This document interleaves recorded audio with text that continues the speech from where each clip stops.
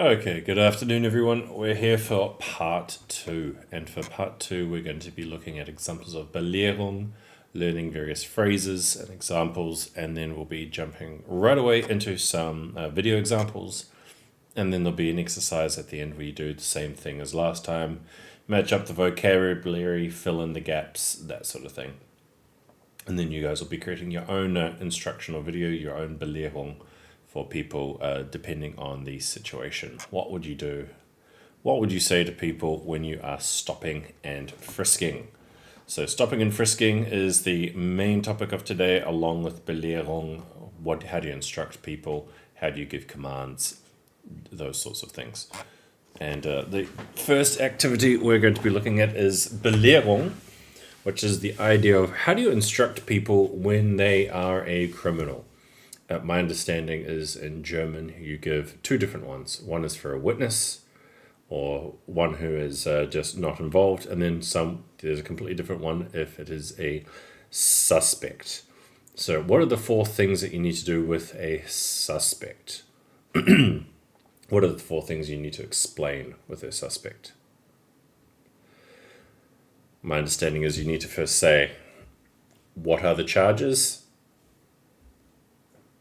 What are the crimes mentioned? Are they free to go? Are they free to go or not? And then there's also another part is that you have to explain to them what are the consequences? What are the consequences for this particular charge? And then, of course, what are their rights? Do they need a lawyer? Do they need to shut up? Those sorts of things. There's plenty of other details, but I don't have access to a German Belehrung, and I don't have access to the rules. So we will be instead looking at an example of an English one being done in Canada. And we want to understand what are some of the words or phrases that he uses. Some of them might be used in Germany, some of them might not be. They'll be up for you guys to decide. But I thought it'd be very good to see an example of an English Belehrung with a English-speaking criminal. And we have here the investigation of Colonel Russell Williams. This was a very interesting video. You can watch it if you want to. And what was fascinating is that basically this particular person crumbles under the interrogation of this particular gentleman here. He is very, very, very good at speaking to criminals, getting the truth out of them, that sort of thing. So what we want to do here is simply watch so this is the police officer, this is the suspect, how this guy does a Belehrung without making the suspect feel like a suspect. So he's going through all of the stages, he's saying all of the things, but we want to understand what's going on. So we're going to watch this now together for a few minutes, and we are simply going to see how this gentleman does the Belehrung and the phrases he says. Let's go. What's that? Gum. Just Piece of gum. Well, there's napkins. So they've already sat down for 2 minutes and chatted, and this person offered him some coffee, and he's just said, I don't want to take your coffee, I just put some gum in my mouth. Zeb, you want to toss it over? I appreciate that. All right. And again, like I said, this interview is going to be very thorough. But again, I have a simple rule when I talk to people. It's I'm sure you're the same way. I treat everybody with respect. I don't want to ask them to do the same for me. So what we're going to do is we're going to start off by going through what your rights are, okay? Just like everybody else, okay? Have you ever been read your rights before? No. Yeah, I'm sure you've seen it on TV a whole bunch of times, but that's usually the American version, so I'll go over it with you briefly, okay? Basically in Canada, as you know, I'm sure, is we all have our rights guaranteed under the Charter of Rights and Freedoms, okay? Now, Russell, just to avoid any confusion, because people do get confused when they're talked to by the police, is that you're obviously not under arrest here today, okay? Step one. Anytime you feel you want to leave here, you feel free to do so. The door's not locked. Teresa will walk you down the lobby anytime you want, okay? If there's anything that comes up in our interview today, Russell, that you feel you want to talk to a lawyer about, you just let me know, okay? Part two. And the reason for that is I want to explain to you exactly what's going on here, okay? Jessica Lloyd Part three. is is one of 4 cases that we're currently investigating. Okay, and essentially what's happened is over the past about 4 or 5 months, there have been 4 occurrences that, like I said, that we're looking into. 2 of those occurrences occurred in September of 2009, and very briefly, they were up in the Tweed area. They involved somebody entering 2 different women's houses in the evening hours and committing sexual acts. Okay, in November of 2009, a young lady by the name of Marie-France Como was found murdered in her home in Brighton. And we believe that there was a sexual component to that crime as well. And then most recently we had Jessica Lloyd's disappearance. Okay, so essentially when you're looking at those kind of crimes, we're looking at a number of different potential criminal charges. Right? Okay, so basically he's explained the criminal acts that have happened. Now we're coming to the charges part. So there's been 4 individuals that have been potentially harmed by this person. And just pay attention to what he says and how he says it. Right. We're looking at issues all the way from the most serious one, which is first-degree murder, kidnapping, sexual assault, break and enter with intent to commit sexual assault, forcible confinement. Okay, and so what I want to make sure you understand, and this is what we've been doing with everybody we've been talking to, is that clearly when we find out who's responsible for one or all of those crimes, they could be charged with one or all of those offenses. Okay, whether it's you or whether it's anybody else. Right. And that's why it's important that we make sure that people understand what they have to do and what they don't have to do when they're talking to us. Okay, so as I said before, any point today you feel the need, you want to speak to a lawyer, you let me know, and we can take you to a room where you can do that in private. Okay. Do you have your own lawyer? I have a realty lawyer, but okay. no, I don't have a lawyer. All right. If at any point you want to make that call and you don't know who to call, we have a phone list of lawyers that are available to give you advice free of charge right over the phone. Okay. So again, if at any point today you want to take advantage of that, you just let me know. Sure. Is there any reason you want to call a lawyer now? Okay. A couple other fairly simple and straightforward things that you probably understand, but again, we go over them to make sure everybody's clear, is that you don't have to speak to me today. Okay? And the reason for that is because the law considers Step 4. me to be what we refer to as a person in authority. Okay, probably similar to what you may be considered to be on the base. And because of that, I can be compelled to appear before any judge in the country, basically, to account for what takes place here today between you and I. Okay, and that's the reason why everything's recorded, because there can't be any more accurate record than that, right? So. No, understood.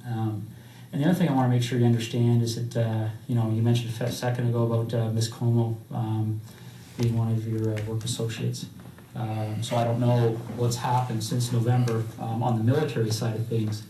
But what we want to make people clear on is that if you have been spoken to by any person in authority or any police officer about any of those cases, I don't want what they may have said to you to make you feel influenced or compelled to say anything to me today, okay? This person's been talked to by the police before on 2 separate occasions from memory. And this guy is simply saying this is a 3rd completely separate incident. Whatever instructions you've been given in the past, forget them. Only my instructions count. Whatever you might have felt influenced or compelled to say to them earlier, you don't have to repeat it to me, and you don't have to say anything further. Okay? But obviously what you do say, for the 3rd time is being recorded, right? So understood. These first 2 attacks happened not that far from my place in Tweed. Well, the second one did. Yeah. We didn't even know the first one had happened, but I understand that was reasonably close as well. But the second one was very close. Yeah. So certainly at the time, you repeated a door-to-door. Yeah. And within a couple of days, probably the same night, so I spoke with a couple guys then. Okay. Don't worry about the accents in the words. What he says doesn't matter. What the police officer says does matter. But this guy basically was saying, giving an excuse and saying lots of things happened, but it's not relevant to me. Yeah, and I'm aware of that from looking at the different cases. And essentially, Russell, in a nutshell, that's what we wanted to talk to you about. Okay, those 4 cases are of concern to us, and you've kind of almost hit the nail on the head about some of our issues that kind of make us want to talk to Russell Williams. Okay, because essentially there's a connection between you and all 4 of those cases. Would you agree? And Geographically, yes, or I drive past, yes, I would have to say there's a connection, yeah. yeah, and that's why I'll be quite frank with you. That's why things kind of evolved when the officers. Okay, and it's after this that it actually starts becoming an actual interrogation. I highly recommend watching this video. It's a very, very interesting one. It's a real crime that happened 12 years ago, 10 years ago. I can't remember exactly. 2007? 2010. Okay, so this was 14 years ago. My gosh. So let's break this down. We want to understand what this guy is saying, how it works, what is relevant to us, because some of the phrases that he says are excellent and we can totally use in English. Can you use them, however, as police officers in Germany? My understanding is a lot of them are no, but that's what we want to break down and contrast to compare. What is usable, what is not. But also we need to appreciate the art of this particular police officer. He does the Ermittlung very, very good. So let's see what phrases he uses and if we can connect it to any grammar that we have looked at. So, with respect, and I'll ask you to do the same for me, Okay. just like everybody else. Okay, Okay. that's usually the American version. So Okay. I'll go over it with you briefly. Okay. Basically, in Canada, as you know, I'm sure, is we all have our rights guaranteed under the Charter of Rights and Freedoms. okay, so what rights do you have in Germany? Do you have the right to remain silent? Yep, the right to a lawyer. Yes. But what's interesting is how he breaks this up and then the phrases that he uses to get this across to the person. So, step one. Anytime you want. Okay. Step one is kind of the same. Do you speak to people or not? Up to you. In German, I'm pretty sure at this point you need to tell the people whether they are the suspect or not and whether they are free to go or not. To a lawyer about. You just let me. Would you say this in German? The part about a lawyer? Yes, but what's really interesting is how this guy gets it across, because really he does this part twice. We'll pay attention to the next part because that's the most important part. But keep this in mind. So he brings up lawyer.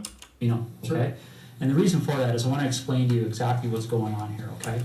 So he says, instead of saying, do you want a lawyer or anything like that, he says, That you feel you want to talk to a lawyer about. you feel that you want to talk to a lawyer. If you feel like you need to talk to a lawyer. What's going is one of 4 cases that were. Okay, so explaining the cases. And then most recently was all the way from the most serious one, which is first-degree murder. So here we go. Here's the charges. So he just explains the criminal cases. First degree murder in German. I don't think you have different degrees of murder. You just say Mord. Kidnapping, Kidnapping, Geiselnahme. sexual assault, break and enter with intent to commit sexual assault, Yeah. forcible confinement. Okay, and so what I want to make sure you understand. So what he does here is he lists off the charges, and then he lists them in descending order from most criminally liable to least criminally liable. Obviously, for forcible confinement, you go to prison for a lot less time than you would for murder. Understand, and this is what we've been doing with everybody we've been talking to, is that clearly when we find out who's responsible for one or all of those crimes, they could be charged with one or all of those offenses, okay? Whether it's you or whether it's anybody else. The most serious one, which is first degree. But what I want to make sure you understand. Okay, so let's just re-repeat this. I really want to get this across clearly. Listen to how he accuses him in the most non-accusatory way as possible. It's like poetry. And again, could you do this in German? I think you can't. I could be completely wrong. Please let me know. And this is what we've been doing with everybody we've been talking to, is that clearly when we find out who's responsible for one or all of those crimes. When this is used like an if, in this case, it's an if clause. If we find anyone who is responsible for one or any of these crimes, so he could be responsible for one and he didn't do the others, they could be charged with one or all of those offenses. they could be charged with one or all of those offenses. This is a passive sentence. Instead of saying, I will charge you, or I'm going to charge you with all of these offenses. He says, this person could be charged with one or all of these offenses, Okay, whether it's you or whether it's anybody else. whether it's you or whether it's anybody else. Like Italian hands. Essentially, this person is accusing him and saying, it could be you, could be anyone else, and this is what I'm saying to everyone. Essentially, this is putting in Russell's mind the idea of you're just a guy, you're one of many we're talking to, and I have to say these words because I'm saying it to everyone. It is what it is. That is how this police officer gets this across. Okay. Right? And that's why it's important that we make sure that people understand what they have to do and what they don't have to do when they're talking to us. Okay. And then he says, this is why you should shut up, going back to part 1. And now he goes back to part 2 and finishes saying the important things that he needs to say for part 2 to confirm that he did this part. Okay.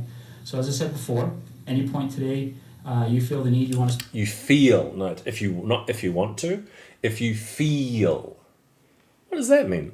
If you feel like it. speak to a lawyer, you let me know, and we can take you to a room where you can do that in private. Okay. Okay. Do you have your own lawyer? Notice how he doesn't say, do you want a lawyer? Because if I say, hey, I'm accusing you of this, this, and this, and you might, or you could be, and if you or anyone could be charged with this, do you want a lawyer? Well, most people would say yes at this point. Instead, he says a very natural question. Do you have a lawyer? Most people don't. I have a realty lawyer, but Okay. no, I don't have a lawyer. All right. A realty lawyer is the sort of lawyer you use to buy a house, stuff like that. It's a completely different legal kettle of fish. If at any point you want to make that call and you don't know who to call, we have a phone list of lawyers that are available to give you advice free of charge right over the phone. Okay. So again, if at any point today you want to take advantage of that, you just let me know. Sure. If you at any point in time today feel like doing this, again, is this allowable in Germany? Can you say this? Yeah. Let me know. Is there any reason you want to call a lawyer now? Is there any reason? Again, remember, if you use affirmatives like, do you want to talk to a lawyer? It's very easy to say yes to that. Is there any reason? It's different. Do you have a reason to speak to the lawyer? Oh, you do have a reason. So you're suspicious. Do tell me. A couple other fairly simple and straightforward things that you probably understand, but again, we go over them to make sure everybody's clear, is that you don't have to speak to me today, okay? Okay. And the reason for that is because the law considers me to be what we refer to as a person in authority. Actually, there can't be any more accurate record than that. You mentioned a second ago about Ms. Como being one of your workers spoken to by any person in authority or any police officer about any of those cases. I don't want what they may have said to you to Okay, here we go. make you feel influenced or compelled to say anything to me today, okay? Whatever you might have felt influenced or compelled to say to them. Is this something you would say in German? In Germany? I have no idea. So essentially in this particular situation, he is giving him instructions to say, forget everything else that you might have said. Anything that you can say will be used against you, but anything you have said in the past should not compel you to say anything today. To compel means to be forced to. Please do not feel forced to say anything to us. You don't have to. Earlier, you don't have to repeat it to me and you don't have to say anything further, okay? But obviously what you do say, for the third time is being recorded, right? So, Understood. These first two attacks happened not that far from my place in Chief. Please note that this guy feels so comfortable that after being told to shut up by the police officer, he immediately starts talking about the case and about the problem. This is essentially what the police officer here wants. He wants you to feel comfortable and just feel free to talk. Just talk to me. Just talk to me. Keep talking to me, bro. The second one did. Yeah. We didn't even know the first one had happened, but I understand that was reasonably close as well. But the second one was very close. Yeah. So certainly at the time, Joe DP did a door-to-door. Yeah, and I'm aware of that from looking at the different cases. And essentially, Russell, in a nutshell, that's what we wanted to talk to you about, okay? Those 4 cases are of concern to us. And, you've kind of almost hit the nail on the head about some of our issues that kind of make us want to talk to Russell Williams, okay? Because essentially, there was a connection between you and all 4 of those cases. There's a connection between you and all 4 of these cases. There's a connection. In German, would you do this? Would you tell a person in this situation, we think you did it? My understanding is that you have to state whether you think someone's a witness or whether you think someone's a suspect, and you have to be very direct on this part. Here he's simply saying you are connected somehow. This isn't saying you're dirty or you are the criminal. It's simply saying you are connected to this case. You are relevant to this case. Would you say things this way in Germany? Yes or no, and why? Think about it. So, pause this part of the video. Go through everything. It'll take you about 5 minutes maybe. Go through everything in the video and just make notes. Can I use this? Yes, no, why? Can I use this phrase? Yes, no, why? Can I do things like this police officer here at this situation? Yes, no, why? Etc, etc. So, it shouldn't take too long. It's 5 minutes in the video. Just say these points, these phrases, and why. Okay. So, let's then move on. Take some time, do that. And welcome back for the next part of the Belehrung, because we now want to look at some excellent phrases that we can use right here. Okay, so let's scroll on in real quick. Wait, let me make my beautiful face go away. Here we go. Searching a person. So this part of the exercise, I want you guys to go through. Maybe if you're in a group, look at this and say, what are these guys doing wrong? This is a stopping and frisking. So stopping and frisking, this is the part where if you're at a KBO, you have to say certain things to people while you are searching them. This is also part of a Belehrung, obviously less serious than the example we looked at before. But what I want you guys to do here, just take a minute or two. What's going on here? What's wrong? What's wrong with this picture? Okay, so first up, this guy's backpack is on. That shouldn't be the case. This guy is searching him, but not him. This guy is being searched, and clearly no one's protecting them. Like, no one's protecting the officers.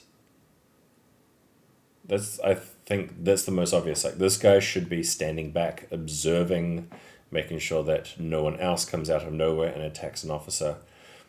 And this guy shouldn't be this close to him without assistance. So if we had to break it down, this guy should be here holding him. He should be doing the searching, and this guy should be doing the protecting and making sure everyone's not up to no good. This guy should have his bag on the ground, and they should have their pockets emptied, and everything should be checked out. Also, what do you think of this guy's positioning? Is he in the prone position? Is he close up to the wall? Is he doing everything correct? I think not, because this guy's elbow very easily, like, he could step back and this guy's elbow very easily could connect with this guy's nose, with this guy's face. That would be a bad time. So those are some of the things that I think is going on wrong here. And now we scroll down and we see, oh joy, everyone's favorite activity. So scroll out. Oh. Here we are. Face. Here we go. So here are some of the words that we need to know. Belongings is Sache. It can often mean like things in your bag, things in your pockets, jacket, etc., etc., etc. Please look at this and let's try to figure out this exercise. So some of these words will be used as commands. Some of these words will be used for just basic sentences, what you would do during a search. So here and here. Okay, so look at these words and they fit into these sentences one by one. So again, 3 to 5 minutes, shouldn't take you too long. Go through this and then I will give you the answers. And here we are. Here are the answers. Hopefully nicely laid out for you all to see. Okay, keep these phrases in mind. You'll be using them for a role play in a week or two. Here we go. The next part of the exercise is looking at some more vocabulary. Match up the German sentences with English sentences and the English sentences with German sentences. This shouldn't, again, take too long, 5 minutes, I think. And then we want to look at and see which of these phrases would you be able to use. So, do the exercise and come back. 3, 2, 1. And here we go. Here are the answers. So we should be close to the 40-minute mark if you have been doing everything as instructed. This shouldn't take too much crazy time to process everything.